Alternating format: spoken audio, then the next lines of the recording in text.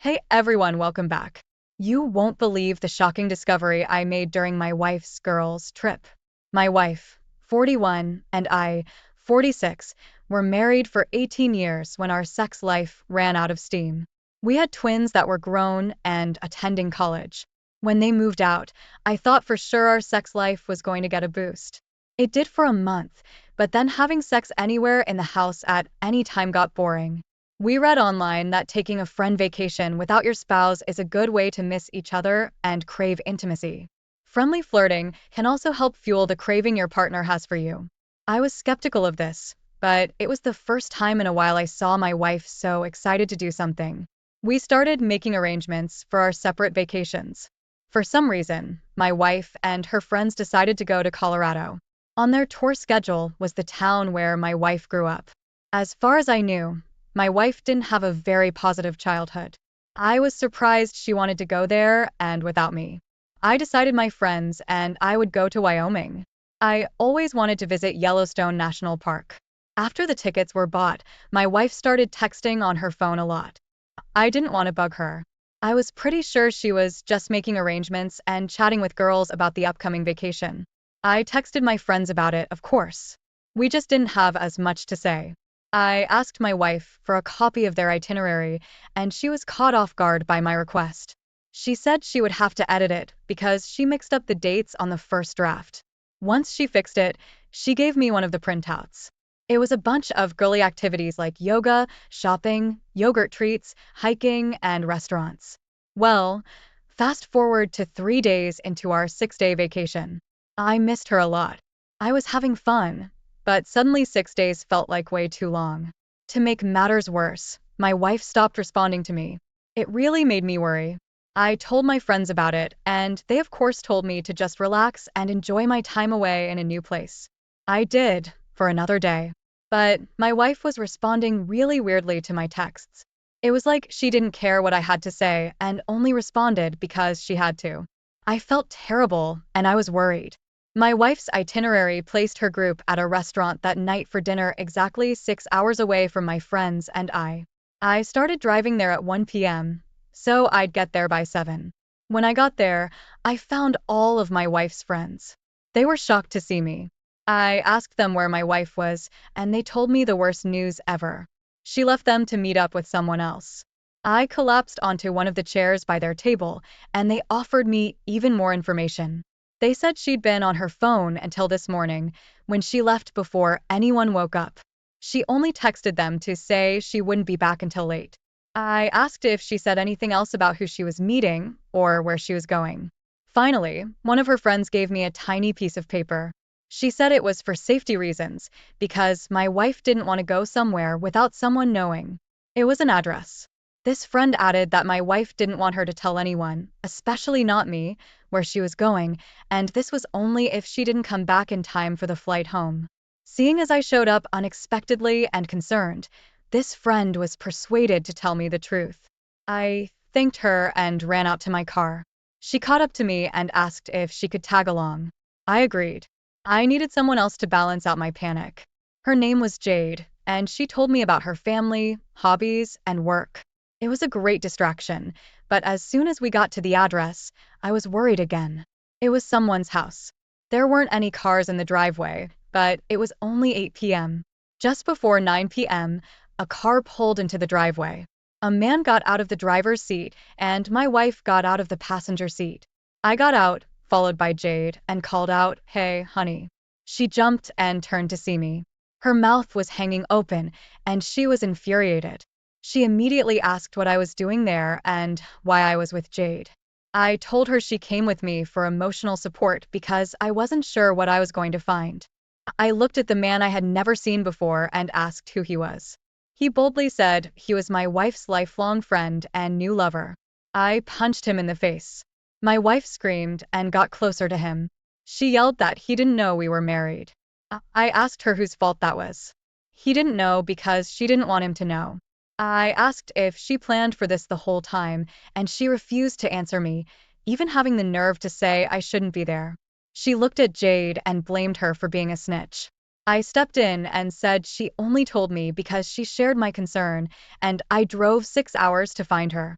This trip was supposed to renew our intimacy and give my wife a chance to miss me as she thought fondly of us, but instead, she used this time to meet up with a man from her past. I told her she wasn't welcome back at her home, and we were over. I trusted her to remain loyal and use this time to benefit our relationship, and she chose to destroy it. I couldn't believe it. After all this ranting, her bold lover started cursing at Jade and I, demanding we leave. He encouraged her to get in the house. She made eye contact with me for no more than 4 seconds before saying she was sorry and following him into the house. 4 seconds was all the deliberation it took for my wife to leave me standing in another man's yard. 4 seconds out of 18 years. I got back in the car with Jade and started driving back to the restaurant. She apologized for me having to go through all of this. She said she wanted to keep me company when I got home if that was okay, and I graciously accepted. After she got back to her car, I started the long car ride home. I called my twin sons and guy friends to tell them what was going on. They were extremely sympathetic and flocked to my side for emotional support. 3 weeks after I got home, Jade was visiting me at least twice a week. I appreciated her a lot, just as much as I appreciated my sons and friends, because they continued checking up with me over the phone or in person. They could never see Mom in the same light again. They kept in touch with her over the phone, but they dedicated themselves to their college studies and didn't consider changing their lives to help her in any way. One of my wife's mutual friends told Jade that her AP dumped her after 4 months for being too clingy. That had to hurt so bad. She was used to being married for 18 years. It's no wonder she was clingy to him. She probably wanted to be assured emotionally that she made the right decision, but that only made him leave her. I wondered what she was going to do with her life now, but I didn't try very hard to find out. An entire year later, I checked my old email address and found that my wife had been sending me emails weekly that entire time. The messages ranged from extremely angry with me to completely desperate for my response and love. I was honestly relieved I didn't find these messages until a year later, because by now I was romantically involved with Jade and wasn't tempted to take my wife back after her infidelity. I hope this story encourages people not to cheat. I hope it encourages people who are going through betrayal to know it's really okay. It's not the end of the world, and life goes on.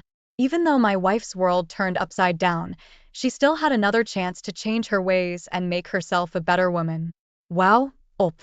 I am so sorry you had to endure the betrayal of your lifelong partner.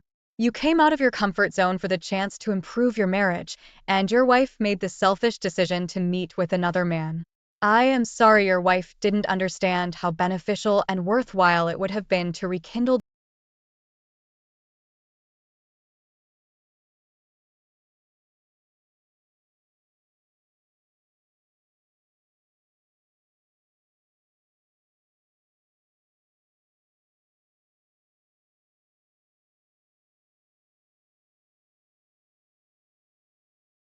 days. All AP heard was that he could have sex, probably more than once, with a woman he didn't have to commit to. Who knows what he promised her at the time, but it seems like as soon as she made the jump and switched men in her life, AP proved he wouldn't provide her the stability she was accustomed to.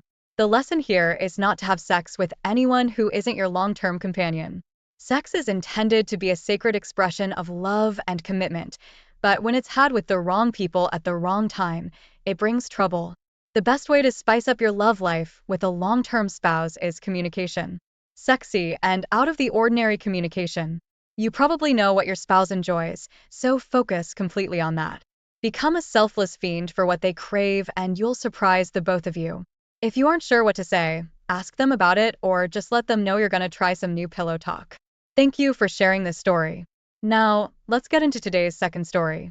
Today I'm going to tell you all about one crazy life-changing event that happened to me.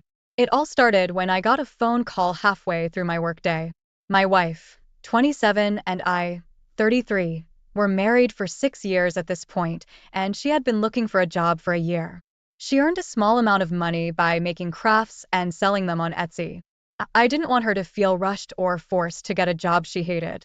She'd already been through a really crappy childhood, so I only ever wanted to motivate her and make her feel safe. Our relationship seemed wonderful to me. She would get depressed sometimes, and I knew it was because of painful memories of the past. I asked her what was on her mind at least once a day, but much of the time she didn't say anything. When she did, it wasn't anything I could help with or didn't already know. So on this particular day at work, I got a phone call from the police department of the next county over. I was confused but listened as he explained that he had no choice but to arrest my wife today. Understandably, I freaked out. I asked him what the hell happened and what was going on. He said they received several calls about a woman setting a car on fire in one of the residential neighborhoods. My first thought was that there was no way it was my wife, but he verified her name and phone number and said they had possession of her car. I was absolutely mind-effed.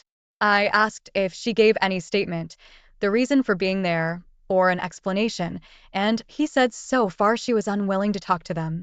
I asked if she was allowed to call me, and instead he asked me to come in person to talk to her. I agreed. When I got there, they had me sit in the interview room with her. Her expression went from hardened and angry to soft and defeated.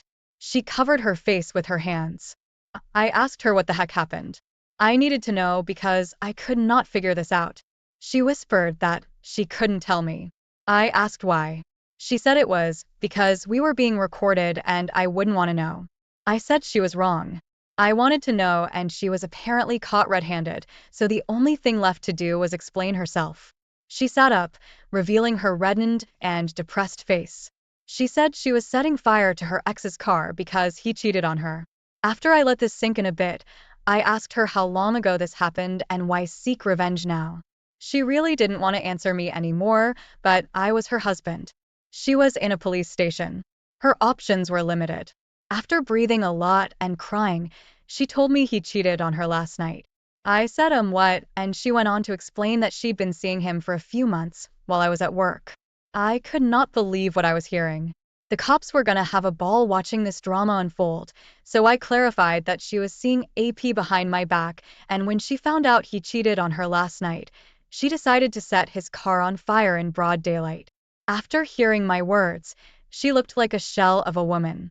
I told her I was ashamed to be her husband. She exposed her own affair by losing any self-control or responsibility she had left. I told her we were over and left the police station. I got a few sorry looks from some of the officers. My wife freaked out. She could only call people with permission from the cops, so the next person she called was her grandmother who raised her. Her grandmother actually thought it was a scam call and didn't look into it any further for another 3 weeks. Then she was finally contacted and paid my wife's bail. In order to afford it, she had to take out a loan. This was just the start of my wife's consequences. After she was out of jail, she tried to call me over and over again. After receiving 15 calls in one day, I finally answered it. She begged me to hear her out and at least meet her for coffee.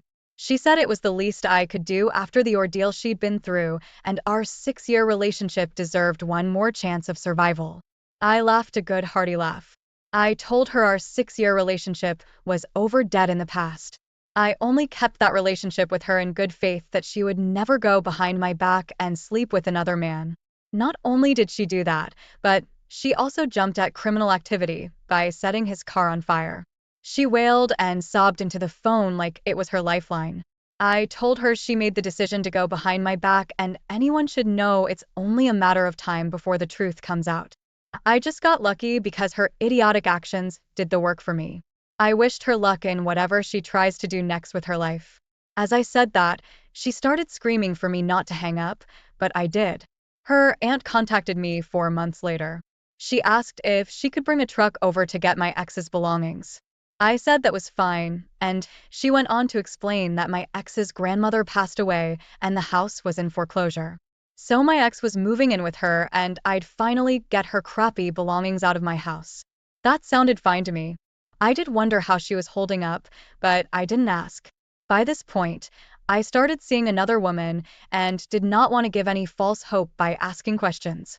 I hope my story encourages everyone not to cheat on their partner. There are 2 things that helped me get through this ordeal the most. The first was exercising daily. I didn't want to do it, but I forced myself to use my muscles until I could feel the burn. It helped me to get out built-up anger and turn my attitude around for the better. I wasn't feeling down on myself. I was feeling positive and capable. The second thing I did was show myself love and care by doing what I wanted. Most of the time it was listening to music and dancing. Other times it was reading, watching TEF, drawing, playing music, or going for a walk. Opie, I am so sorry your wife went behind your back for months to sleep with another man. I'm sorry that you found out about her arrest for setting a car on fire. I can only imagine the shock you felt as her husband. This just goes to show that sometimes spouses cannot control or predict their partner's actions. You may think you know someone as well as you possibly can, but they could have so much pain and smothered emotion from their past that it comes out in a most unpredictable way. When this happens, please do not blame yourself. You can't possibly know or control what someone else is thinking or doing. Even more importantly, their disregard for you and the consequences they'll bring does not determine your self-worth. It simply means that they had pain and emotions they did not know how to handle or resolve. It means they made very poor decisions because of their pain and perception of things. As humans, we are all nothing more than a combination of several faculties working together, and when we let something that's ultimately meaningless affect how we behave and treat others, that's a mistake that will undoubtedly cause a ripple effect. I wish you the best of luck in life. Thank you all for taking the time to listen to today's stories. If you enjoyed listening, please feel free to like and subscribe if you haven't already. Also, comment below with your thoughts on what happened. Hey everyone, welcome back. You won't believe the shocking truth I uncovered about my wife. Everything between me and my wife, 31 female, seemed perfect on the outside. We have been together since high school. It was like something out of a romantic comedy. She was the nerdy girl who spent her lunch periods in the library and I was the football player. Even though historically we would have never spent time together, she and I ended up falling for each other. Right after college we ended up getting married so we could move forward and start our lives together. We bought our first house very young, we both scored very nice jobs, and we started planning to have kids. Fast forward 3 years and we have one son and another baby on the way. In high school my wife had a friend who had always rubbed me the wrong way. It was so obvious that he had a thing for her, but she constantly insisted that he was just nice. I tried to explain to her that it made me uncomfortable when she spent a lot of time with him because it was clear to me that he liked her and didn't care that she and I were happily married. Whenever I would bring it up, it would always cause an argument, so eventually I gave up. They talked on the phone all the time, they would always be texting each other and sending memes, and they had a ton of little inside jokes that I always felt like I was on the outside of. He didn't attend the same college as us, but they reconnected after graduation when we all moved back to our hometown. As it turned out, he was studying in the same field as her, so they were able to land a job at the same company. My wife didn't have a ton of friends in high school, so when she made a lot of friends at her new job she was very excited. She was buddy-buddy with a lot of the girls in the office and they would go to brunches, theater, and they would even have sleepovers on occasion. I was really happy for her because I knew she was looking for a group like that for so long, and part of me thought she would be spending less time with her male best friend. Last winter I started to notice the difference in how she interacted with him. She didn't talk to him as often, or at least I didn't see them talking as much. He stopped coming over to the house and I only saw him on occasion when I would visit the office. I was hopeful that she had outgrown him, and they were finally parting ways. One day my wife came to me and told me that a bunch of the girls from the office were planning a girls' trip for the weekend. She told me it would be harmless fun, just drinking some wine and talking while they relaxed with their face masks. She left Friday evening and I stayed at home with the kids. I genuinely hadn't thought anything was wrong. Saturday evening rolls around and I'm in bed searching through Netflix looking for something to watch when my phone rings. It was a phone call for her male best friend. Right away I thought it was strange because he and I had never really been close, so him calling me was bizarre. I answered the phone and waited for him to say something, but he never did. I was about to hang up the phone when I heard a part of the conversation they were having. He was telling my wife how much he loved her. My wife was on the other line as well. Wherever she had gone for the weekend he had gone as well. I absolutely could not put down the phone while I listened. She told him that she regretted what they had done a few weeks ago, and that last night was a mistake. She had gone there to have a conversation with him and end everything. It was then that I realized there never was a girls' trip. They continued their conversation until I could hear them kissing on the other line, then I finally hung up. I couldn't believe what I just heard. I felt sick to my stomach and I wanted to scream, but I couldn't do anything to upset my children. At first I thought it was such an odd time to be but dialed by him. The more I thought about it, people only but dial their recent contacts, so it didn't make sense for him to have accidentally called me. He did it on purpose. He called me while he had that conversation, hoping I would overhear it. About an hour passed, then I got the text messages. They were all from him. They were screenshots of conversations, pictures they had sent each other, and even a clip from a video that he had taken at the lake house they were staying in. I was absolutely shocked. It was the last thing I wanted to see, but I was glad he sent it. I didn't say anything back. He probably thought that he had won this imaginary fight that he and I have been having for the past 10 years, but I would find a way to make them both pay. I sat on the information stewing in all of the ideas that I had to get revenge on them both. I knew that I wanted to get them fired, but that didn't seem like punishment enough. My wife came back Sunday night and couldn't even meet my eyes. She felt guilty for what she did, as she should have. By the end of the week she would only feel worse. I pretended like nothing happened, not wanting to stir the pot and upset our children any more than they would be after everything. Their well-being was my priority, which apparently she didn't care too much about. On Wednesday I was able to get a meeting with her boss. Her company had a strict no dating within the workplace rule, so I knew at the very least they would both be reprimanded for that. The real kicker in all of it was that one of the pictures my wife's friend sent me was of them together in the break room. I had attended many company Christmas parties in the past, so I recognized it well. Her boss was horrified when she saw the images of them together. No doubt she was thinking about how she drank her coffee at the table they screwed on. Now I knew my wife, and I knew her well. I was certain she had no clue her friend sent me any of the information that he did. When she found out what he did, she would want nothing to do with him. His little power play cost him any chance he had of being with her after our separation. As soon as I stepped out of the office, I watched her boss storm over to her friend and practically drag him into the office. I went right over to my wife's desk and I dropped an envelope with all of the printed documents I had been sent alongside divorce papers. She had one of those open offices that didn't like to use cubicles or box their workers in, so everybody got a good view when I served her the papers. I told her that I wanted a divorce, then with my voice raised higher than it normally would be I told her I knew everything about her affair with her friend. I watched the women around her raise their eyebrows and hurriedly look away as if they couldn't hear anything. My wife's face was as red as a tomato, she was so embarrassed. I walked out of the office knowing that she was likely about to get fired for what happened in the break room. I took the kids to my brother's house and we stayed with him for a few weeks while I looked for another apartment. She and I are officially divorced, but we're still going through custody hearings for the children. We have agreed on joint custody, but the biggest issue is figuring out the holiday schedule. She and her friend were both fired, and from what I understand, she has completely cut him off. She moved back in with her mom, and I ended up selling the house that I got to keep. OP. I'm so sorry you had to go through that. Her friend's intentions were always clear to you from the start, and it's such a shame that she wouldn't listen to you. Setting up clear boundaries between the two of them could have prevented the fallout of your marriage, but it seems like she might have had lingering feelings for him too. The worst part of all of this is that she didn't even have the courage to tell you about the affair. He only called to hurt you. You're right that it does seem like some sick power play on his end. I really hope you were able to move on from this and find someone else more worth the time and effort. Now let's move on to our next story. I 26 male met my ex 25 female in college, but we didn't date right away. We ended up running into each other after graduation and hooking up. She and I had been running in the same circles, but we weren't close by any means in college. After running into her, I did admit that I had a bit of a crush on her at some point, and she told me that she felt the same way. Things were good with us for a while. We had been together for 3 years when I popped the question and asked her to be my wife. She was beyond excited and told me that she wanted nothing more than to be my wife. We hadn't been living together at the time. She was on a lease with a roommate and she didn't want to abandon her.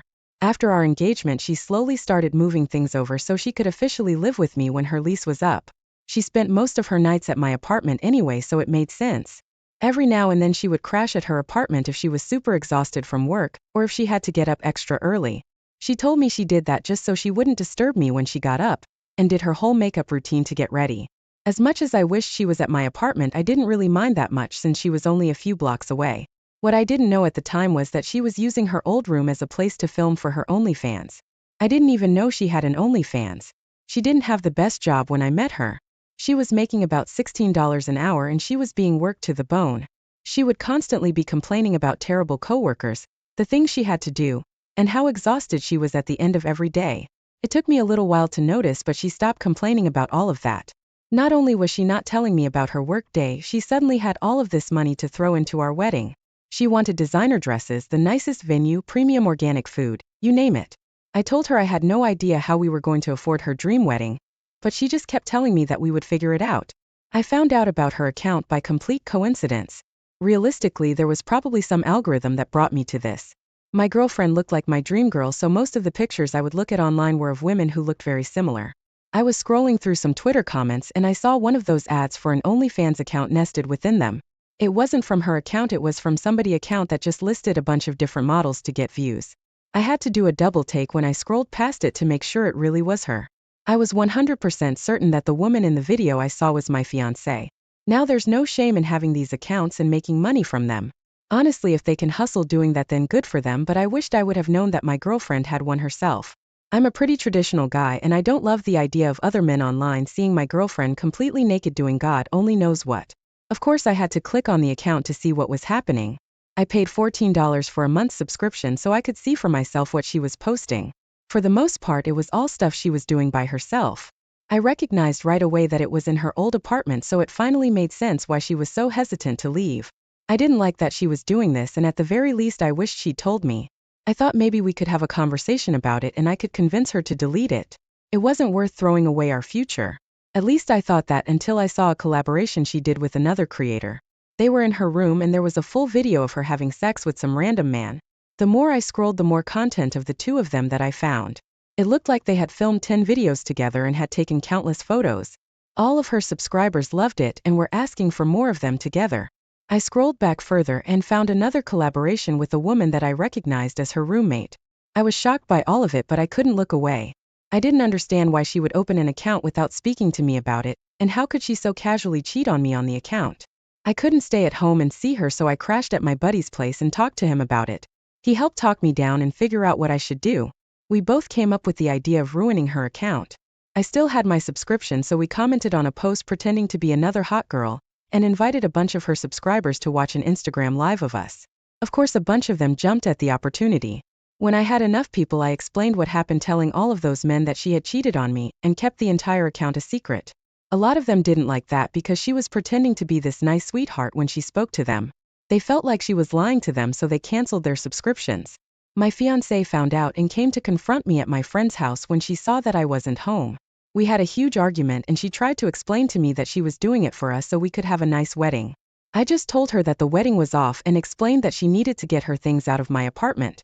She tried to convince me not to leave her, but I had no interest in being with her after what I'd seen. We ended up officially breaking up and calling off the wedding. She's continued using her OnlyFans. Apparently the guy she had collaborated with had a girlfriend who didn't know about the videos they made. She dumped him and posted a video explaining what happened, and his account tanked too. I was glad that my video could help her see the truth. I can't believe you had to go through that. Creating an account on something like that is something you should disclose to your partner. From the sound of it, you would have definitely done whatever you could to give your fiancé her dream wedding. It's such a shame she would go behind your back like that. Her hiding the account was bad enough without secretly sleeping with another man for content. They had agreed to film together several times. That goes far beyond a one-time collaboration. The two of them must have had some other kind of connection. I'm glad you were able to break away from her. And I'm glad your story was able to help another person in a similar situation. I wish you well and I hope you can recover from this. Thank you all for taking the time to listen to today's stories. If you enjoyed listening, please feel free to like and subscribe if you haven't already. Also, comment below with your thoughts on what happened. If there is about your own situation or someone else's, then please do not hesitate to contact. Hey everyone, welcome back to the channel. I hope you're all having a lovely day or evening. Today's story features some good karma. Opie found out his wife cheated on him with her affair partner, then divorced him and gave up custody of her kids, all for the sake of being with the affair partner. Now she's begging for mercy after her affair partner kicked her out and she's homeless. In today's second story, Opie heard his fiancée say on the phone that her ex was the best lover she's ever had in her life. Now, let's get into today's stories to find out what happened. My wife and I met back in college. We dated for 5 years before getting married. Our marriage has been good with little ups and downs. We have 2 girls ages 13 and 15. January last year, I noticed my wife spending more time on her phone than usual. She basically did what every typical cheater does: lied, blame shifted, and gaslight me when I tried to express my concerns. I know I was not perfect and I did some things that I regret very much, but she treated me like a piece of shit all this time during her affair. I tried to improve all the aspects of our relationship that she felt were not good. When Discovery Day came at the beginning of June, she confessed to having an emotional affair and sleeping with him twice. Then she blamed me for her affair. She said that she wanted to reconcile and we tried reconciliation, but she was just not into it. She still contacted him and they were still talking. When I told her how uncomfortable it made me, she said they were just friends and kept deleting texts, even when I told her not to. When I threatened divorce, she would cry, apologize, and beg me not to. When I tried to bring up the affair, she would get mad and somehow I was the one who ended up apologizing. Then, after 2 or 3 months, she started disappearing again, saying that she was visiting family because they needed her at the time. I knew she was going to see the affair partner, and when I brought it up, she was very convincing. One weekend, she disappeared and didn't pick up my calls or answer my texts, and when she came back, she told me that her cousin had gotten sick and they had rushed her to the hospital and forgot her phone at her sister's place. And all this time, I was trying to make it work for us. She saw all the efforts I made, but just didn't care. Then, by mid-December, she told me that she was moving out, that she had been unhappy in our relationship, and that while she still cared for me, she was in love with her affair partner. She said that she had finally found her soulmate. I remember crying for hours trying to beg her, but her mind was made up. We had to tell the kids. She said that I could have the kids for the weekdays and she could come to visit them on weekends since her affair partner's apartment was small. She filed for divorce a week after. This was the worst moment of my life. I grieved for weeks. I tried to talk to her to see if there was any chance, but all she said was that she was sorry for everything she had put me through, but her mind was made up. No one other than us knew. Both she and my parents knew that we were only separated, but never knew the reason. By the end of January, when her mom called me and insisted I tell the truth, I invited her over together with her dad. I told them everything and literally I broke into tears and cried on my mother-in-law's shoulder. They comforted me and apologized for their daughter's behavior. I later told my parents, and then a few close friends. Soon enough, everyone knew about us, and I started receiving comforting messages from others talking ill of my ex. Soon afterward, my wife called me crying saying that I turned everyone against her and that she hated me. She said that people were threatening her and her affair partner, and that her dad hated her. They had a close relationship and that her sisters didn't want to speak to her and no one would speak with her without insulting her. That was mid-April. By the beginning of June, her relationship with her affair partner had fizzled out due to stress. I remember she came to see the kids and told me that her affair partner kicked her out because he couldn't handle the stress of their relationship. She was living in a hotel room. She didn't look good at all, like someone who was depressed. She asked if she could move back in and I said no. She said that she understood but asked to spend more time with the kids. She said that she wanted to make up for the lost time with the kids and wanted to come in the afternoon and cook for them and spend time with them. I agreed. By this time, she would come to cook my favorite meal, clean the house, and write small notes saying, "I love you," together with flowers. When I came back home from work, she would always try to spend some more time with me. I have to admit I did enjoy spending time with her. Then she started talking about how much she missed me and asked if a divorce was what I really wanted. I always avoided these conversations. Last week, she told me that she had been going to individual counseling and was wondering whether we should try marriage counseling. She has started dressing the way I like and wearing makeup. She has tried to initiate sex, but I've turned her down. She has bought me more goods and countless times she has brought up marriage counseling. Over the weekend, she cried, begging me not to go through with the divorce, saying she had already put up with a lot and that all she wanted was to get me and her family back. She said she would do whatever I wanted. I know it's like the roles are reversed.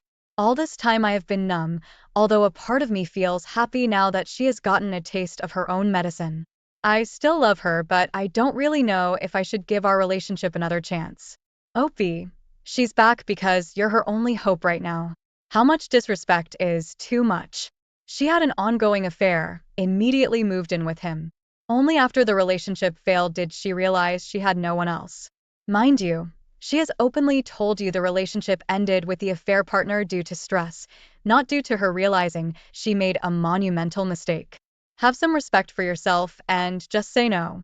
You deserve better. You can be good co-parents and not be together, but if you get back together, You'll always be looking over your shoulder because you know she can't be trusted.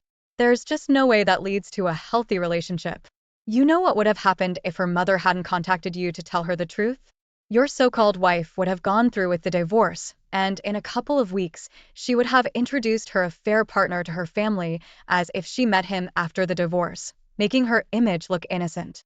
Remember from last January up to mid-December you tried to make it work even after you found out about the affair. You tried to improve yourself for her, but she was still in contact with him. You told her it made you feel uncomfortable and her reply was we are just friends and deleting text messages. The ultimate disrespect. That was the point where you should have known she wasn't letting him go. Then she disappears on you saying she's visiting her family or that her cousin is in the hospital and she left her phone at her sister's knowing she was with her affair partner all that time. December came and she told you she's found her soul mate with her affair partner and is moving in with him. She filed for divorce a week later. Once you told the truth to her family and some close friends, she calls you crying saying everybody hates her which she deserves all of it and threatens her and her affair partner. That was this past April. In June her soul mate the affair partner was done with her and kicked her out because she was more trouble than she was worth. Please wake up, Opie. Now, let's get into today's second story. It was quite by accident that I heard this. We had a group of our friends over, and as the night went on, we all kind of busted out into little groups. Some of us were in one room playing Texas Hold'em, and a couple of others were watching a Lord of the Rings marathon. I thought she was watching the movies, but she and one of her close friends were actually sitting in the kitchen drinking coffee and talking. Our group had run out of soda, so I got up to go to the kitchen to get drinks and a couple of snacks. As I was rounding the corner, I heard my fiancé talking, and before I completely came into the room, I heard her clearly say Jason is great, but he will never be the lover that Bill was. She then followed it up with it's not really fair to Jason though Bill was just really gifted down there.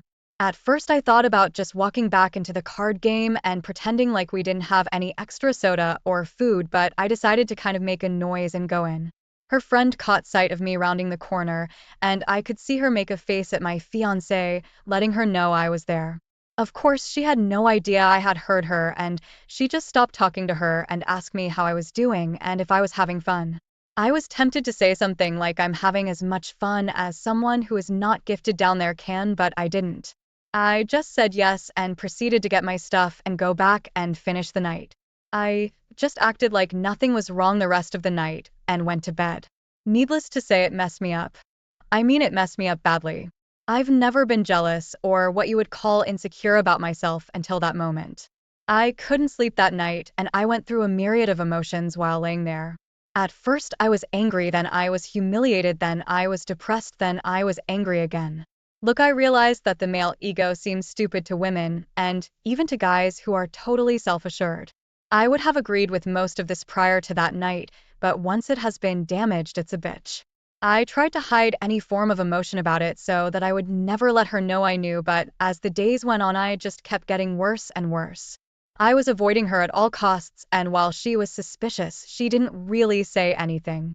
That is until she attempted to be intimate with me a few days later, and I flat out rejected her.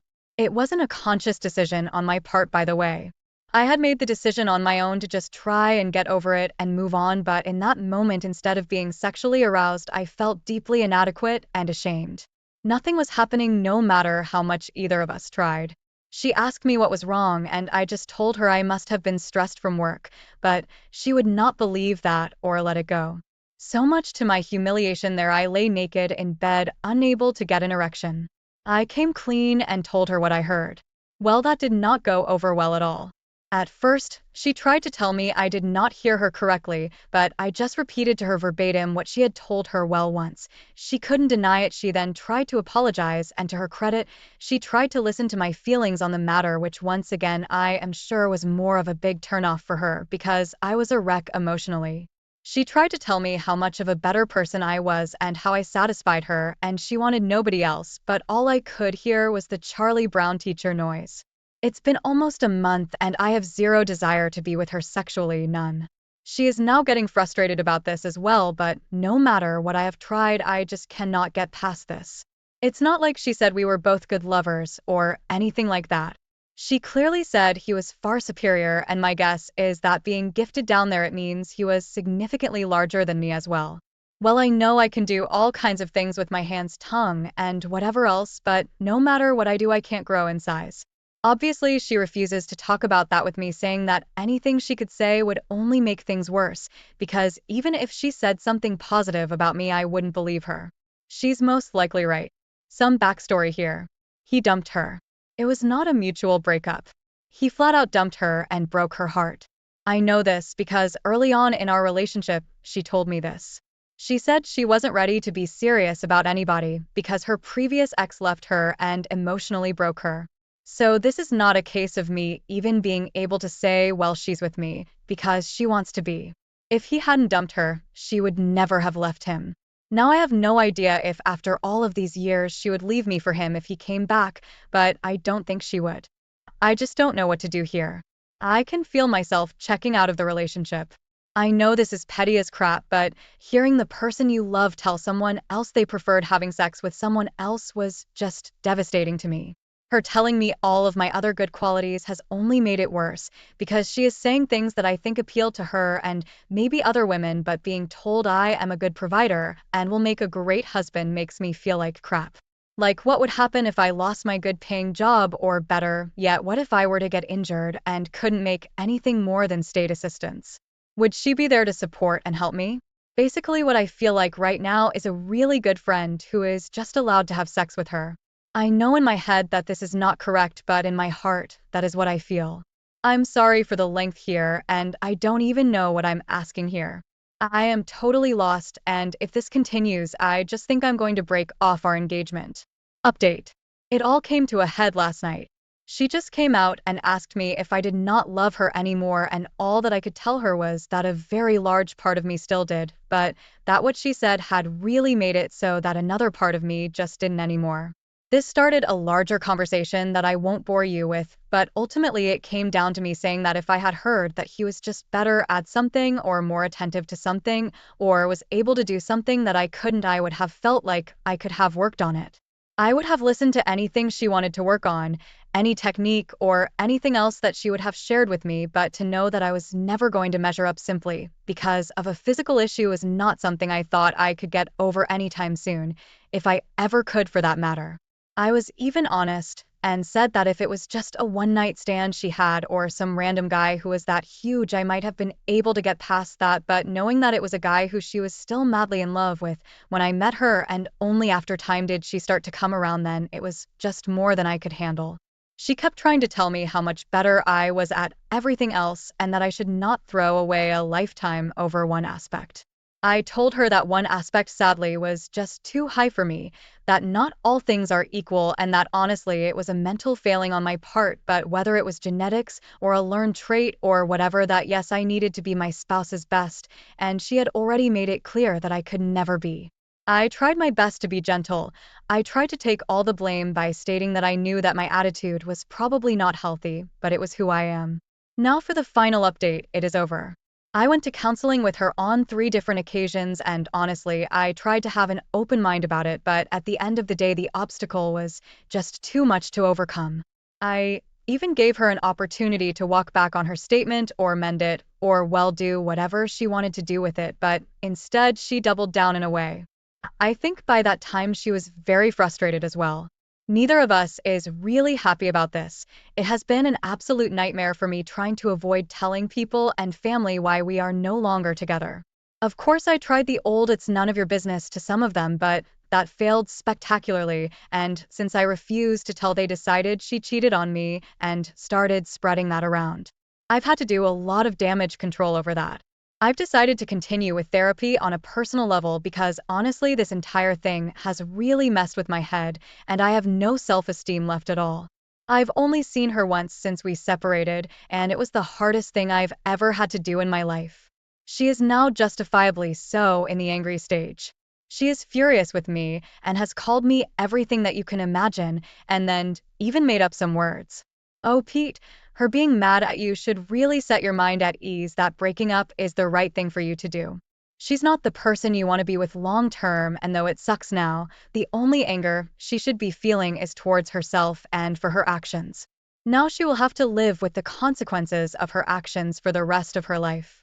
It would suck worse to have heard this a couple of years down the road after the wedding when it then became a legal matter on top of everything else.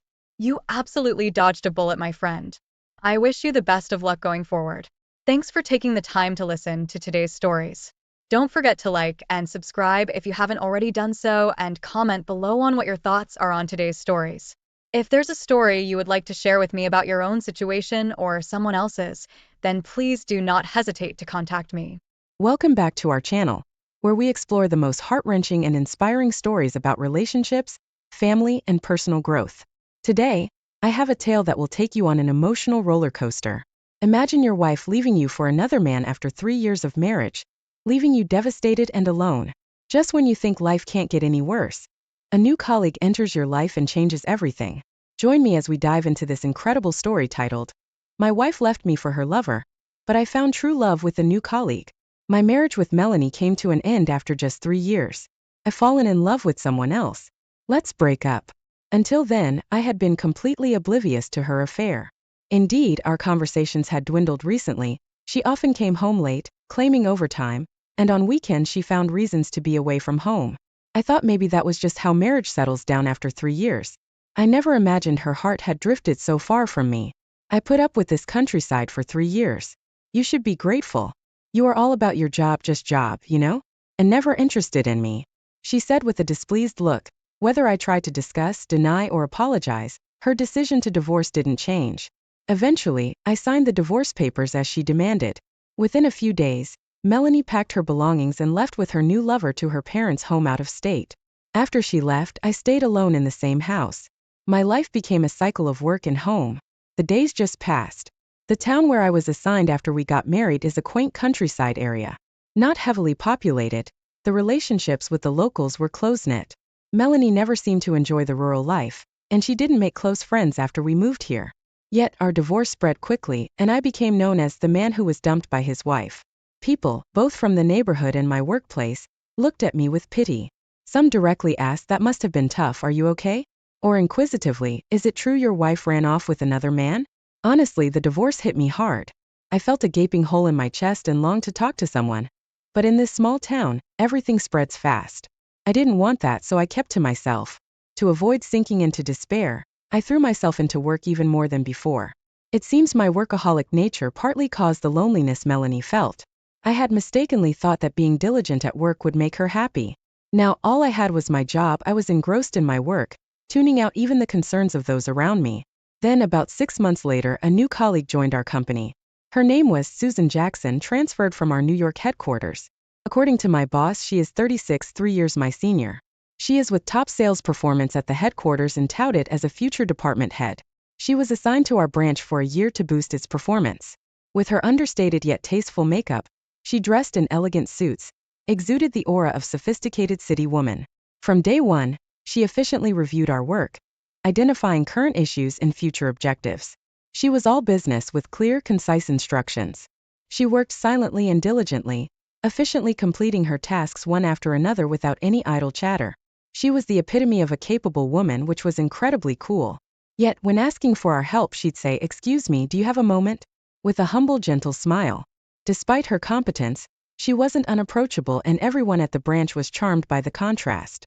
Everyone admired and wanted to talk to her.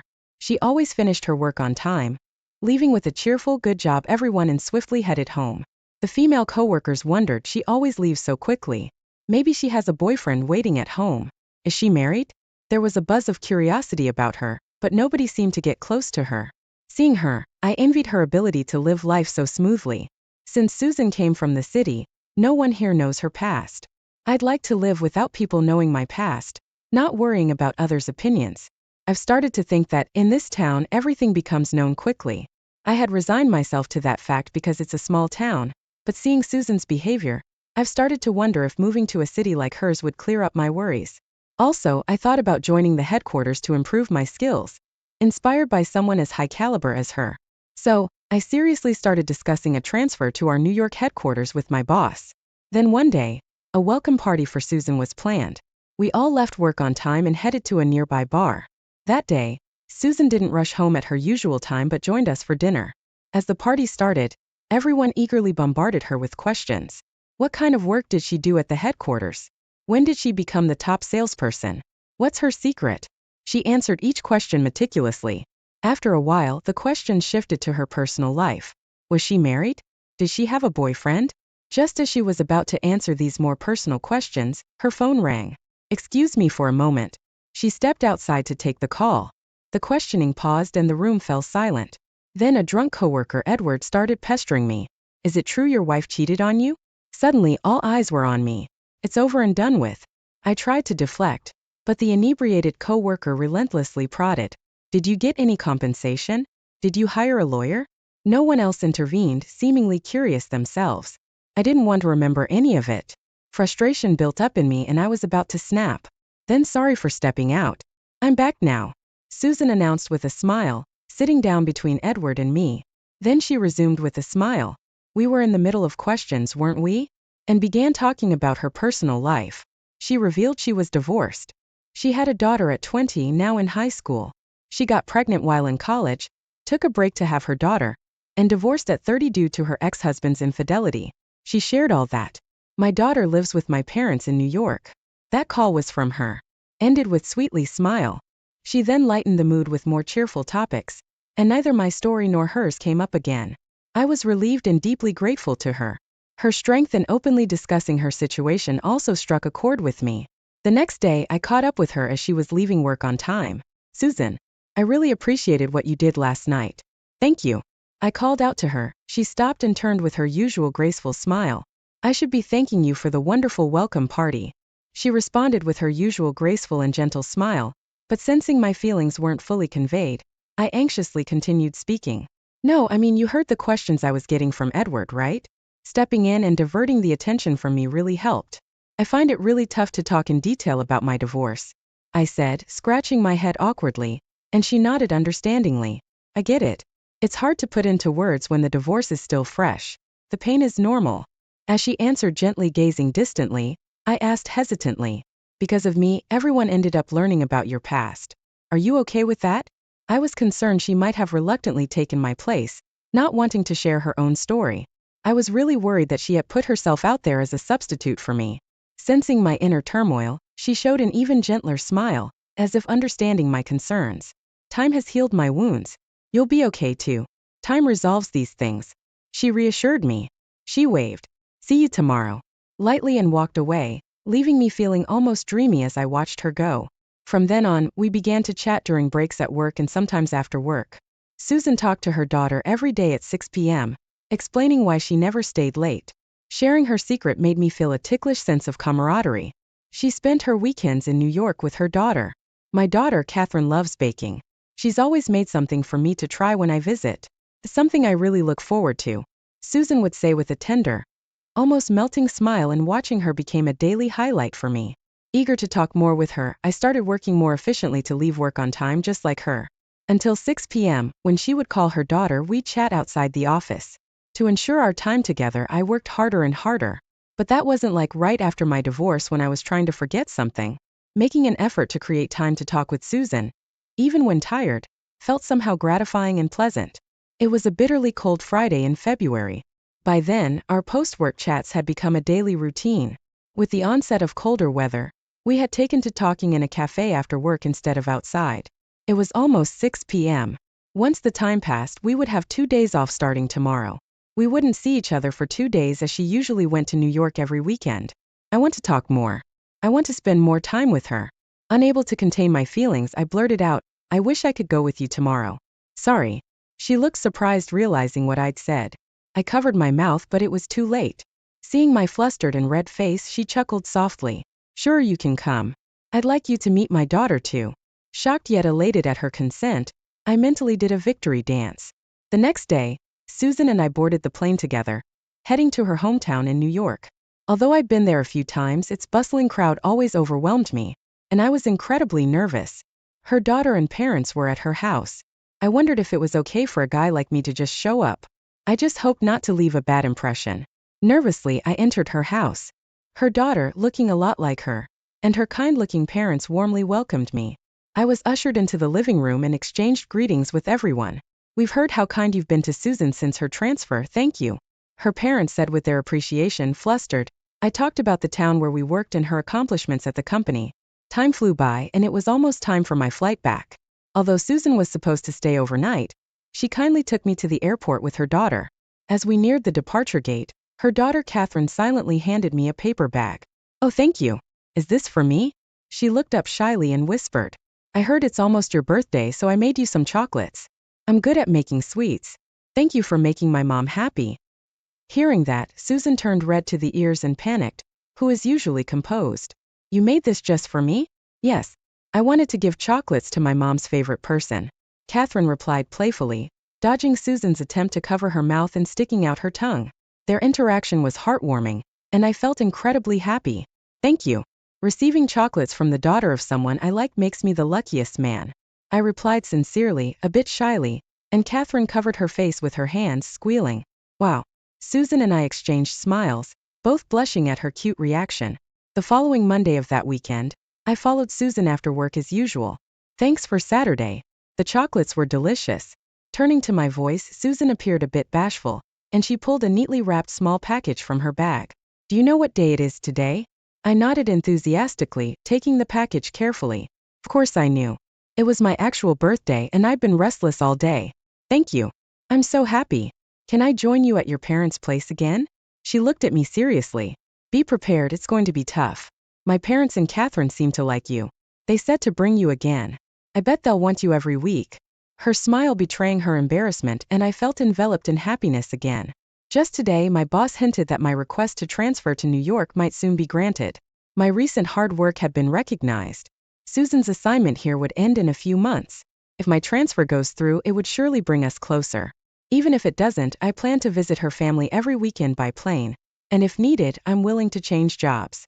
When my ex-wife Melanie told me that I wasn't interested in her, I didn't quite understand, but meeting Susan, I believe for the first time I truly learned to love someone. While I don't regret divorcing her, I've reflected a lot. I'm determined to build a happy home with Susan, the precious person I finally found. No matter how hard it is, the thought of this effort fills me with an invigorating sense of purpose. Thank you for watching. If you found this story as moving as I did, please give this video a thumbs up and share your thoughts in the comments below. Don't forget to subscribe and hit the notification bell, so you never miss an update on our latest stories. Until next time, hey folks, welcome back to the channel. Today's story is about redemption. OP's wife cheated on him with her boss, then left him. Years later, his wife is still suffering the consequences from her actions while OP is living his best life. Let's get into the story. A story of redemption after a failed reconciliation. Hello, everyone. I've been lurking around for a few weeks and have engaged with enough posts to feel that it is time for a formal introduction. My story happened close to 30 years ago. I'm currently 61. This happened in my late 20s, early 30s. Back then I married my college sweetheart. What always attracted me to her was how I perceived her as a strong and independent woman. The icing on the cake was that she also was what you could call a Caribbean beauty. We married and 4 days later, we relocated to the east coast of the USA to begin new jobs. Me as an engineer and she as a chemist. I would say that the first 4 years of our marriage were, if not idyllic, at least happier than the average marriage. Since we had no family and friends close, we spent a lot of time with each other and we had some great times together. Our troubles started when we decided to purchase a townhouse, and I thought that the next logical step in our relationship was to start a family. To my surprise, when I proposed this idea, it threw our relationship into a deep downward spiral. After many arguments, my ex confessed that it was not that she did not want to have children, but that she did not want to have children with me. Ouch. She also said that having a child with me would mean tying herself completely to me, and she did not know if she wanted to spend the rest of her life with me. After these conversations, things did not improve until one day she came and told me that she was not attracted to me anymore. I asked her if there was someone else she was attracted to and she said yes, that she felt a great attraction for her boss. You see, unknown to me, she and her boss developed an infatuation with each other. In her job, she had to travel about 50% of the time and he would accompany her on these trips. By the time she confessed her feelings for him, they had already developed a platonic relationship which soon turned physical on one of these trips. When returning from this trip, I could see that something had changed. She was very contrite and began to talk about selling our home and moving to a smaller town in which we could just have a little house with a little garden, and we would begin new and more quiet lives. I must admit I was like, what the F are you talking about? You have been talking about not loving me, not wanting to have children with me, and now wanting to relocate with me? She then began to tell me this long story about how her mom, who was divorced and remarried, when she was having her own marriage problems with her first husband, had taken a vacation to Mexico and had a 1-week tryst with a local man. This all should have raised all sorts of alarms in my mind, as it was an almost admission that she had cheated with her boss on this most recent trip. But I was a lot younger and a lot denser in the head, so I missed the obvious of the situation. After this revelation, things precipitated rapidly. She began working late, taking weekends by herself in the mountains, where later I learned her boss had a cabin, and even taking a 1-week vacation by herself in order to clear her mind. Keep in mind, these were the times of no cellular phones, so there was no way I could have gotten a hold of her. I still remember how crazy I was going without any communication with my wife for a whole week, without knowing where she was. All sorts of scenarios were floating in my head, except the most obvious. She's with her lover on a 1-week fun trip. Throughout all this time, I continued to support her and paid for individual counseling, drove her to her appointments, and even waited for her in the car. I think the individual counseling convinced her that she was being very unfair to me because she intimated that the idea of divorce came from him and not her. I was still hanging to the hope that with the right amount of individual counseling, I was going to be able to help her sort her mind and become the wife she had been right after our wedding. It was clear she was in deep turmoil, in which sometimes she would say she loved me, and sometimes she could not stand to be in my presence. With time, I started noticing that she would try to get into arguments with me by telling me different reasons why she was not happy. She would keep on fishing for a reason which would get me upset. Once she hit on one, she would escalate the attacks until I just would leave the house searching for peace, and she could get on the phone and call her lover based on phone records. The day she asked me for a divorce, my life crumbled. I knew we were having our troubles, but never in my wildest dreams would I have thought of divorce. Here you must understand that I come from a very Catholic culture, Hispanic, and the idea of divorce was anathema to me. Around this time, I had to take a trip to a different state for a 2-week training. When I came back, she was gone, along with 1/2 of our furniture and 1/2 of our savings. I had no idea where she had gone. Back then, I had no one to lean on to. There was no interest, no Reddits, no online resources or communities. I felt alone, abandoned, and fell into a deep crevice of depression. I had basically let myself go for the previous 18 months while dealing with all the drama and stress. I had gained a lot of weight and really didn't care about my health or my appearance. I firmly believe that we look the way we feel, and back then I looked like crap.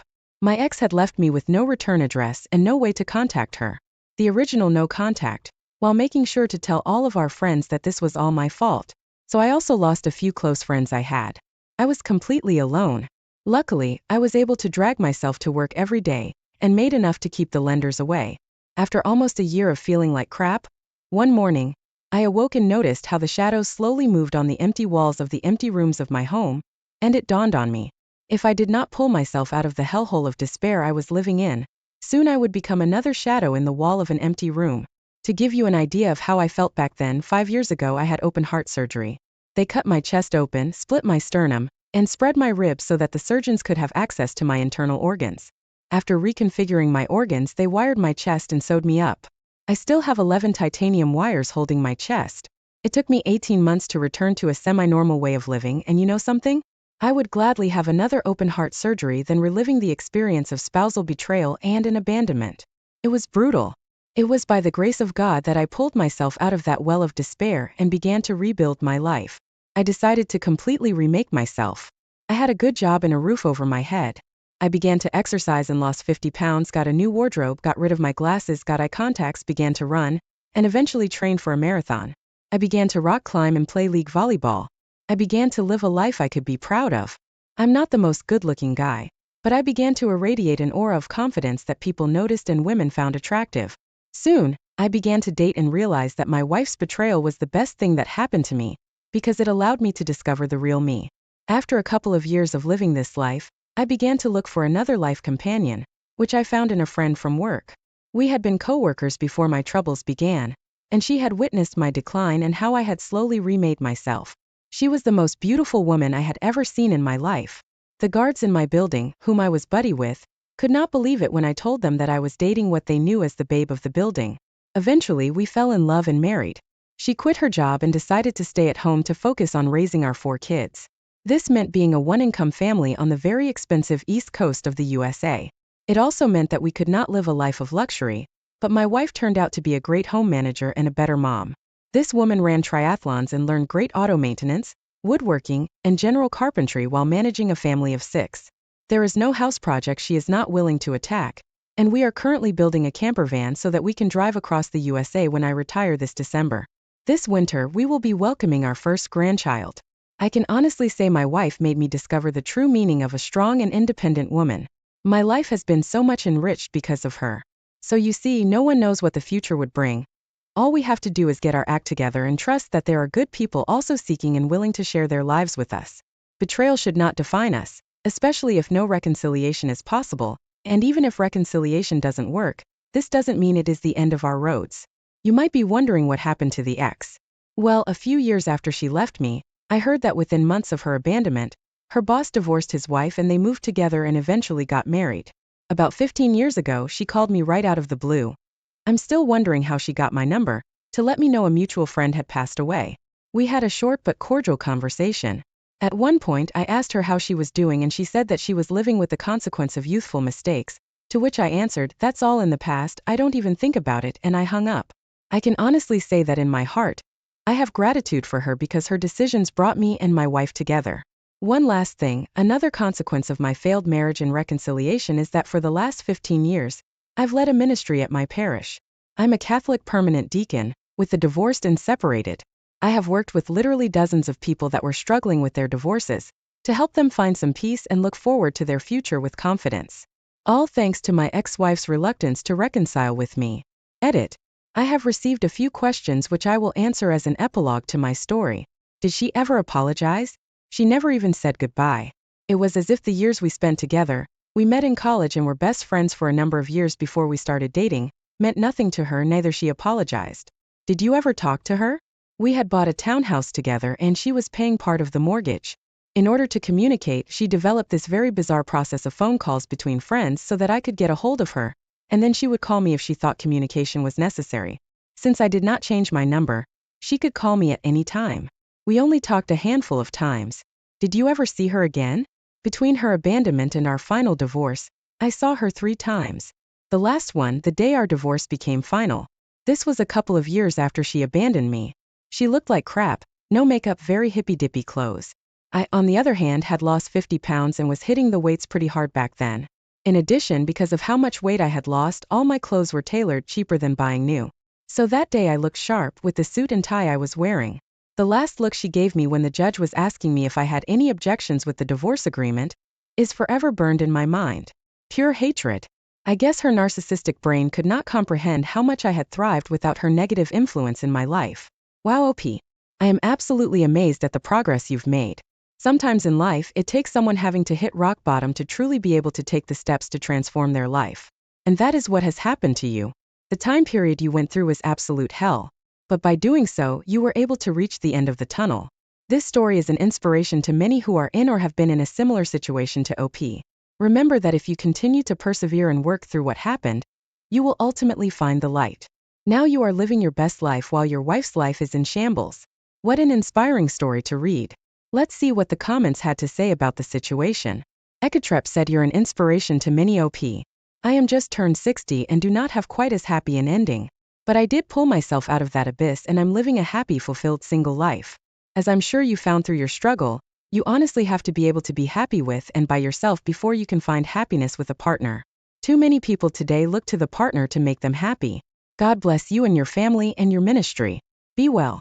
OP responded by saying, "After betrayal, we will never be 100%. That doesn't make us deficient. It makes us human.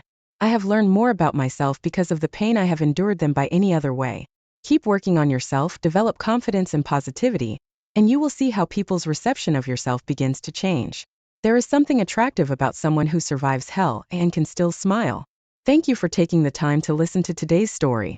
Don't forget to like and subscribe as well as comment on what your thoughts are about today's story. I hope you have a great rest of your day or evening. Hey everyone! Welcome back to my channel. I hope you're all doing well. Today, I have a gripping story about how my wife left me for another man, only to realize her mistake and come begging to come back. The twists and turns in this story are unbelievable. Stay tuned to hear it all. I recently discovered that my wife is having an emotional affair, and there might be a physical aspect to it too. The guy involved has been a long-term friend who's been around since before I came into the picture. We've been married for 20 years, no children together, but she has grown-up kids from a previous marriage. Our intimate life took a hit about 5 years ago when she lost interest, making it clear that it was a chore. We grew apart.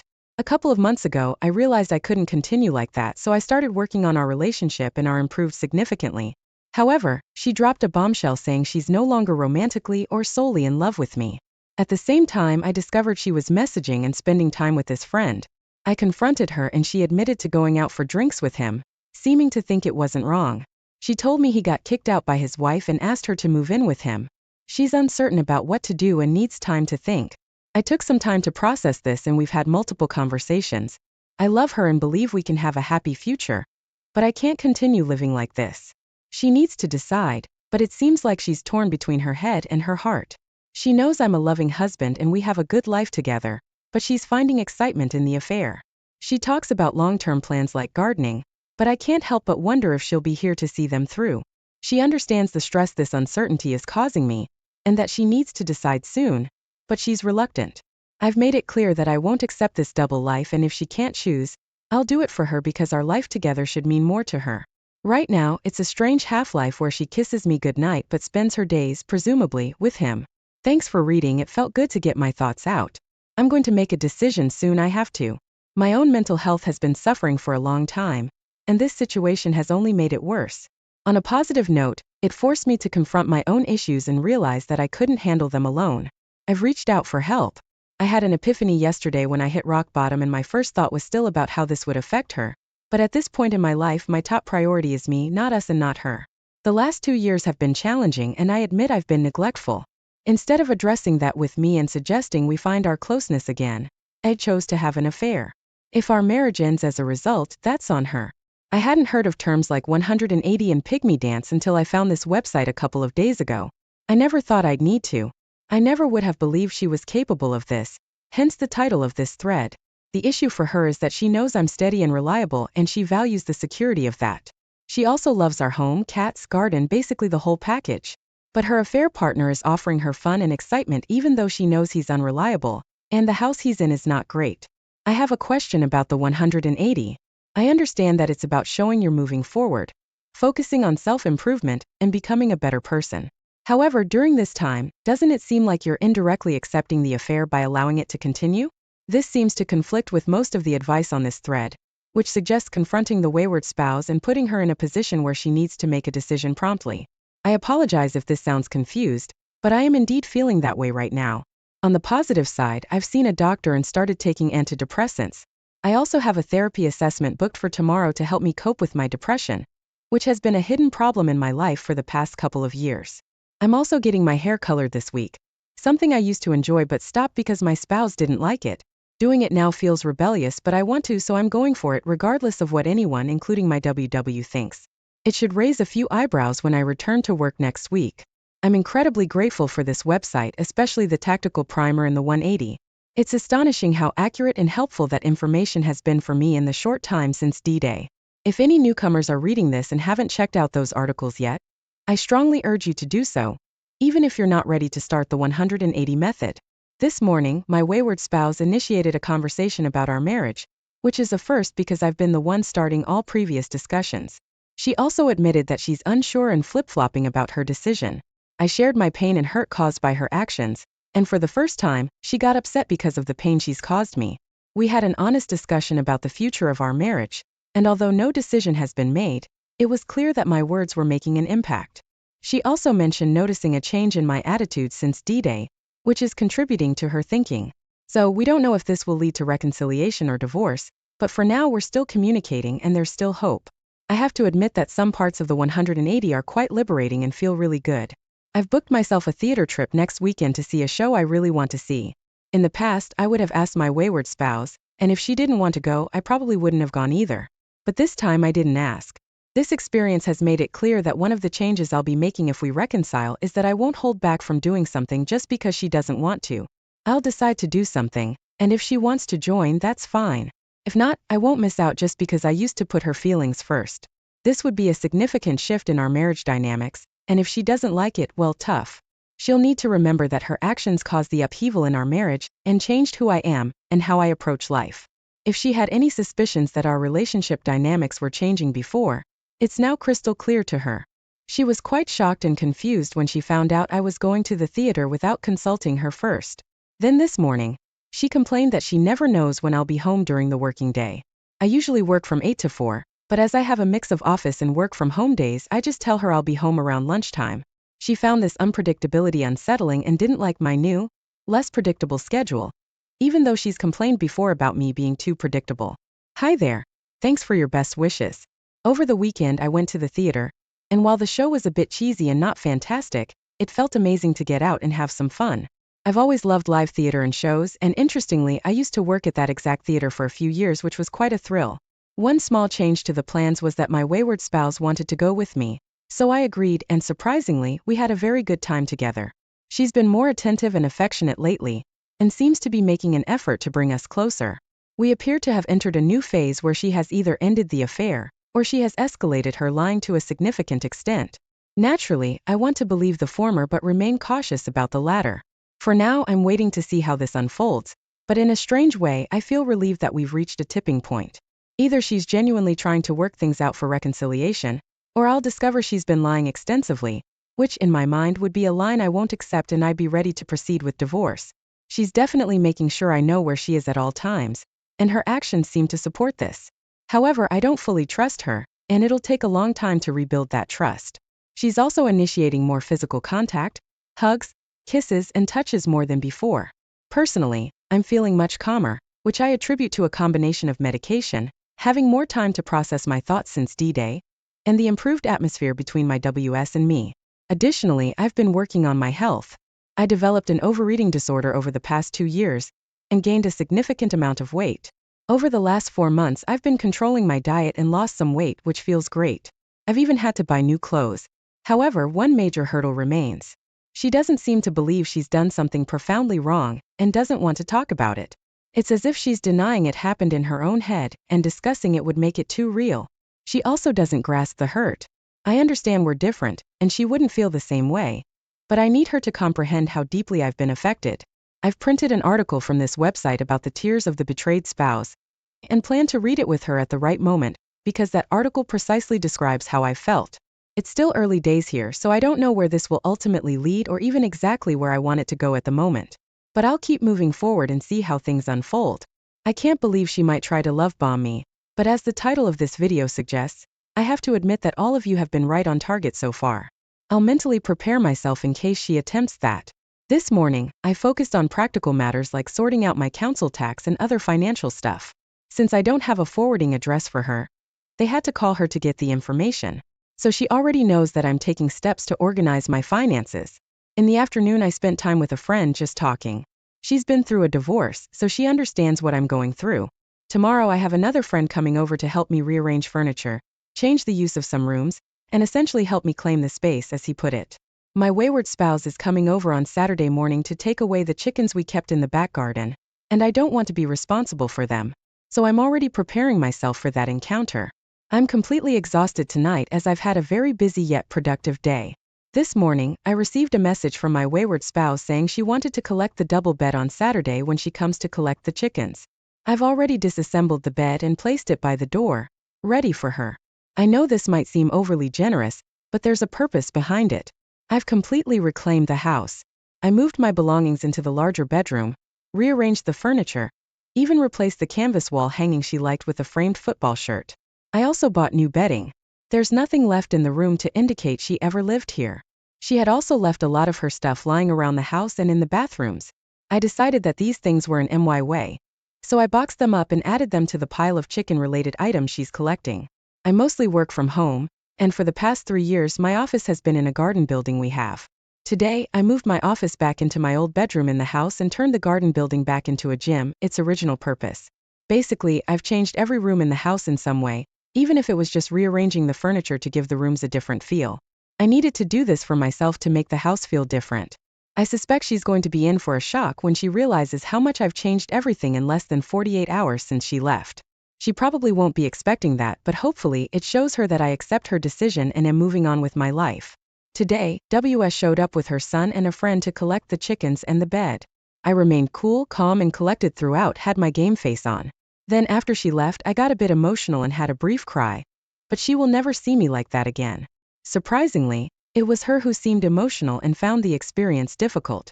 She walked through the house and I hung back, overhearing her exclaim "bloody hell" when she realized everything had changed. She seemed to notice every detail, even the new bedding and the football shirt that replaced her canvas on the bedroom wall. I think a heavy dose of reality hit her at that moment. I handed her unopened mail, and she tried several times to engage in conversation, but I refused to talk about anything other than the stuff she was collecting. I made it clear I wouldn't discuss anything else until she comes to get the rest of her clothes, etc. Just before she left, she tried to kiss me. I backed off, put my hand up, and made it clear it was not happening. We had a quick peck on the cheek and a brief hug to say goodbye right before she moved out, and as far as I'm concerned, that was it. There's no reason for her to touch me or try to kiss me again. I'm done with that. Her choices and her actions have caused this situation, not mine, and she needs to understand that reality. I have 3 fantastic friends who have really stepped up to support me. They're giving me some tough love at the moment, but I appreciate it. I was under strict orders to WhatsApp 2 of them when she had gone, and the third, who doesn't do social media, is coming over later today to see how things went this morning. My support network has been in full swing today. 2 friends came over, and the third was on the phone with me for over an hour. I'm incredibly grateful for their support. I was talking to my friend who's been through a divorce and has known both me and my wayward spouse for many years. I was telling her about how WS behaved this morning when she came to collect her things. She got emotional and seemed overwhelmed, and she couldn't wait to leave. My friend believes that WS expected to arrive this morning and find that nothing had changed in the house, and that I would be an emotional wreck in the corner. Instead, WS encountered a calm and confident Detroit spouse, who had completely rearranged the house and physically distanced himself from her attempts at affection. My friend thinks WS has suddenly realized that she's lost control of the situation and me, and that I've taken back power and control over my own life. Does make sense. Despite the pain WS is causing me, I did feel some sympathy for her this morning because the whole experience seemed to upset her so much. I guess that says more about me as a person than it does about her. I can understand that it must have been shocking for her to see the house she's lived in for many years suddenly changed, but she's made her decision and now needs to live with the consequences. Our friend also believes that it won't be long before WS realizes she's made a huge mistake and wants to talk about moving back in. Unfortunately, she went through a similar experience with her own WS a few years ago. I need to mentally prepare myself for that possibility, because right now I'm not ready to deal with that emotion. A couple of months ago, I was mentally prepared for her to leave, realize her mistake, and I might have considered taking her back, but I'm no longer where I was 2 months ago and I can't even contemplate moving toward reconciliation anymore. I told her at the beginning of this process that there would come a point when I'd had enough and the pain would be too great to continue. Her comments this week, actually moving out, and admitting that she knew a month ago but didn't tell me because of my mental health problems, have pushed me past that point. I can't understand how she could have known all that time and still be affectionate to me each day, making me believe she wanted reconciliation. How could she kiss me, hold me, and talk to me the way she did, all the while knowing she had decided to leave? I truly feel like I've been living with a stranger. I need advice. I've been communicating with my wayward spouse via WhatsApp to arrange when she'll come to collect more of her belongings, and we've also started the divorce process. I've received the divorce form and will fill it out this week. Then I just need her to countersign it. The divorce process in the UK is more straightforward when you submit a joint application, partly because we don't have at-fault divorces anymore. However, some of her communications have been a bit strange and it seems like the speed of the process is upsetting and overwhelming her. I'm naturally an organized and practical person who, once decisions are made, gets things done as soon as possible. I'm now applying the same principles to the divorce, hence wanting her things gone and wanting to get the divorce process and financial settlement underway, even though it still takes at least 7 months even if both parties agree. I understand that she's lost control of the situation, but I don't understand why that should matter anymore. She's getting what she wanted, which is to live with her affair partner, so why should it be a problem that I'm being practical and giving her what she needs, namely a divorce? Is she getting upset because I'm coping so well and not falling apart emotionally? But again, why should that matter? She left to live with AP, and if there are still any caring feelings left for me, shouldn't she be happy that I'm coping and handling things calmly and practically? I realize she might be concerned about the divorce process becoming contentious. Her first divorce was apparently very acrimonious and her ex-husband still can't be civil to her even after all these years. They rarely communicate, but occasionally they have to because of their children. However, I'm not him. I've assured her several times over the last 2 months that, although this is not what I wanted, if we end up getting divorced, I want it to be calm and amicable. There's no need for it to be argumentative. The decision has been made and the best outcome for both of us is to work through the process and then go our separate ways. She told me last week that she's only told 2 friends about our situation. I visited one of them today to return a spare key to our house, and it's clear that even though she's a friend to W's, she thinks WS has lost her way and doesn't approve of her actions at all. I'm totally confused. OMG, this morning was incredibly tough. WS came to the property with a van to collect more of her belongings, and today felt much more difficult than Saturday when she first came back.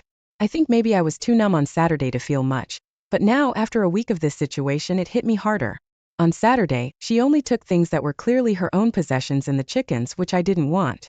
This morning we had to deal with joint possessions like kitchen appliances, saucepans, and other things that, in my mind, are part of our marriage and that we both bought and used together. That felt much harder than her taking her own things. Looking back, I should have realized it would be different, but I didn't. However, I managed to hold it together until she left, and then I got upset. She also wanted to chit-chat about her week, but I just couldn't engage. I only discussed the things she was taking, remaining polite but uninterested. She was quite unprepared and didn't bring nearly enough boxes or space on the van for all the things she said she wanted to take today. So, many items will need to be collected on at least one more visit. It seemed like she got overwhelmed and just wanted to leave, which she did. We've agreed that I'll let her know which morning or afternoon I'm available next week for her to collect more belongings. I also told her that on that day, I want us to complete the divorce form so it can be sent off. It was an extremely tough morning, but I spent an hour on the phone with a friend afterward, and another friend is coming over this evening to see how it went and give me someone to talk to. Of course, I also have all of you good people here, and I'm very thankful I found this website because it has helped me a lot. Hearing your thoughts, knowing that others have survived similar situations, and receiving your advice has helped me prepare for what WS might do next. You've always been right, and I'm truly grateful to all of you. Despite the pain, I'm really enjoying this time to myself. I'm staying busy and I love the changes I've made. Making decisions that only consider myself is a new and liberating experience, and it feels good. On a positive note, I had a job interview yesterday for a promotion I've been working towards for a long time, and I got the job. I'll start my new role on July 1st. I've arranged for WS to come around next Thursday to collect more belongings, but it seems she's not in a rush to take everything. She mainly wants to retrieve her pottery and some glassware. I don't feel that these repeated visits are helping me, so I've left the delicate items for her to pack, and today I spent 7 hours packing everything else. Her books, CDs, DVDs, various other possessions, bedding that her family used when they stayed with us, and plenty of spare towels, sheets, and bedding that I'd rather see gone. I've even cleared out the whole loft space and made sure all her things are ready for collection. Everything is neatly boxed or bagged, making it easy for her to collect. Once this stuff is gone, there will be nothing left in the house for her to retrieve. I know she wants some items from the garden, but I'll probably arrange to be elsewhere when she comes for those. While sorting out the spare bedding, I couldn't help but smile at the thought of her family visiting her new property. She's always complained about not seeing her grandchildren enough, but they used to visit quite regularly. We live in a seaside town, and it's just a 10-minute walk to the beach, which the kids love. I'm not sure how often they'll want to visit the new house, which is clearly not as appealing, being far inland and miles away from the beach. Also, while packing her books, I stumbled upon her diaries from the last 3 years. I took a moment to read about 2022 over a coffee, and unsurprisingly, they were spending time together much earlier than she had led me to believe. WS made me think the affair started around the end of November, but according to her diary, the AP video called her while he was on holiday in Crete, presumably with his wife, in May of the previous year. They even went out for drinks together in June. So this has been going on for a whole year before she decided to leave. It makes me wonder if she would have ever told me about it if I hadn't found out and put her in a position where she had to make a decision. I had made it clear that I would only consider moving towards reconciliation if she went no contact with the AP, something she couldn't bring herself to do. I had a great night's sleep last night in my brand new double bed. As I mentioned in an earlier post, WS took the double bed with her when she moved out. So now she and AP are sleeping in an old bed that I used to share with my WS. Meanwhile, I have a new super comfy double bed all to myself. And no one but me will use it unless I decide they're worth my time, and allow them into my personal space. The changes in the house are still happening at a furious pace. In addition to new bedding, I've bought new towels and various other items, just things to make the house feel different to me. I've also discovered the therapeutic benefits of gardening. Previously, WS did all the gardening as it was her passion. But yesterday, I spent part of my lunch hour cutting back and tidying some of the plants. It was surprisingly satisfying because the garden looked tidier and more orderly when I had finished. I'm not sure how WS will react when she sees it, but it's no longer up to her. When she lived here, I let her tend the garden how she wanted. Now that I live here, I'll tend the garden how I want. I'm also a bit of a watch collector, and have bought myself a new watch to congratulate myself on my promotion. It has been dispatched and I should receive it tomorrow, which is very exciting. I know it's very early days, but at the moment I do feel more relaxed in the house. I'm not constantly wondering what she's going to be grumpy or complain about next. I'm starting to think that despite my efforts to preserve the marriage, this could work out as the better option for me after all. If she stays with AP, then I have the chance to write myself a new chapter. If she wants to discuss reconciliation, I'll have much healthier boundaries and requirements before I would even consider it. If you enjoyed this story, please hit the like button and subscribe to my channel for more incredible tales. Don't forget to leave a comment below with your thoughts and share this video with your friends.